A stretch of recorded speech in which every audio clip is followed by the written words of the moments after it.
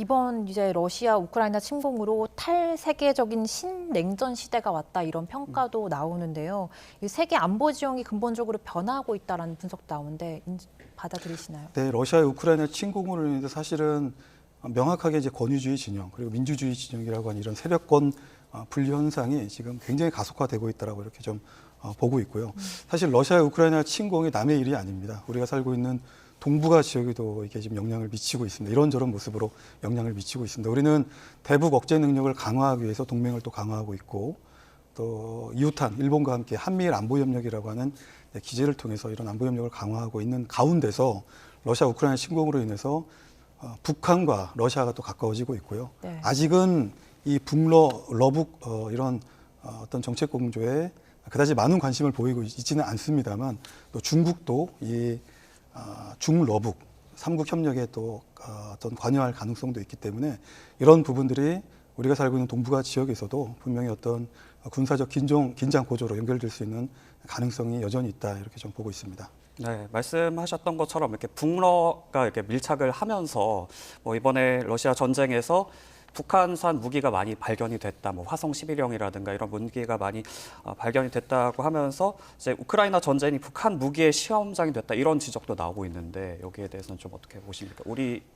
어떤 안보에 미칠 영향에 대해서도 좀 굉장히 저는 민감한 문제라고 생각을 하고 있고요. 이미 우크라이나 검찰 당국을 포함한 우크라이나 국방 당국에서도 명확하게 러시아의 포병 탄약과 여타 방사포 탄약, 나아가서 탄도미사일이 사용이 됐고 그로 인해서 우크라이나 장병 그리고 민간인들이 무고한 민간인들이 사망했다라고 발표를 했고요. 이와 함께 유럽연합도 어제 시간으로 현지 시간으로 어제 23일이죠. 13차 대러 패키지 제재를 시행을 했는데 결의 시행을 했는데 그 안에 특이하게도 북한 강순남 북한 국방상을 포함을 시켰습니다. 개인 자격으로 네. 강순남을 포함시켰고 또 미사일 총국을 포함을 시킨 것이죠. 그만큼 우크라이나를 포함한 유럽연합 서방이 북한과 러시아의 위험한 불법적인 무기 거래 정황을 기정사실화하고 이것에 대한 연대를 하고 있다 이렇게 좀 볼 수가 있겠는데요. 이미 작년 9월 13일 보스토치니 우주기지에서 러시아, 북한 정상이 만나서 양국 간의 다양한 형태, 다양한 수준에서의 협력을 가속화하기로 합의를 했고 사실 그 결과로서 가시화됐던 것이 저는 작년 11월 달에 조악한 수준에도 불구하고 북한이 제3차 군사정찰 유성 시험 발사에 성공했던 그것에 바로 러시아의 어떤 자문이라든지 기술 조력의 형태가 분명히 들어갔다고 보고 있습니다. 문제는 다음 달 중순에 있을 러시아 대선인데요. 푸틴 대통령은 아마 이 대선을 성공적으로 잘 마친 이후에 5월 10일에 이제 푸틴 대통령 아마 취임식이 될 텐데 대통령이 당선이 된다면 대통령 당선일을 전후해서 평양을 방문하고 나아가서 베이징을 연계 방문할 가능성이 큰 것이죠. 그래서 아마 푸틴 대통령의 평양 방문을 통해서 러시아와 북한 간의 안보 협력도 더욱 가속화할 가능성이 크고 바로 그런 부분들이 우리에게 우리 한반도 나아가서 동맹에도 위협으로 작용하고 있다 이렇게 볼 수가 있겠습니다. 네. 그리고 또 올해 11월에 열릴 미국 대선도 큰 변수가 될 것 같아요. 누가 이기냐에 따라서 이 우크라이나 지원 정책도 크게 달라질 텐데 어떻게 좀 변화가 될까요? 네, 조 바이든 현 미국 대통령이 당선이 된다면 별 문제가 없을 것 같고요.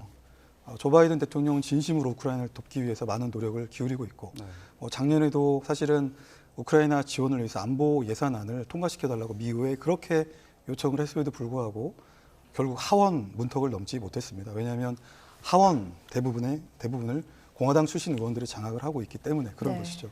이제 그것이 미국의 의회 차원에서 대규모 예산 지원이 안 되다 보니까 독자 제재라든지 혹은 유럽연합의 13차 대러 패키지 제재와 같은 정책 공조를 통해서 상대적으로 러시아의 이제 정쟁 지속 능력을 약화시키기 위한 이런 노력들도 같이 하고 있는 저는 조 바이든 대통령이 굉장히 절박한 노력으로 보고 있는데 문제는 조 바이든 대통령이 아닌 공화당 후보 그중에서도 트럼프 전 대통령이 만약에 대통령에 당선이 된다면 문제는 매우 심각하게 달라질 것 같습니다. 그 이유는 트럼프 대통령이 여러 계기에 본인이 만약에 대통령이 당선이 된다면 24시간의 이 전쟁, 우크라이나 전쟁을 종결시킬 수 있다라고 이렇게 주장을 하고 있는데 그 방법에 대해서는 구체적으로 얘기를 하지 않았습니다만 상식적인 수준에서 우리가 예상할 수 있는 것은 우크라이나에 대한 무기 지원, 재정 지원을 급속하게 이제 이렇게 줄임으로써 우크라이나의 전쟁 지속력을 능력을 자연스럽게 약화시킴으로써 러시아가 승리할 수 있도록 그런 분위기가 만들어질 수 있다라고 하는 우려가 있는 것입니다.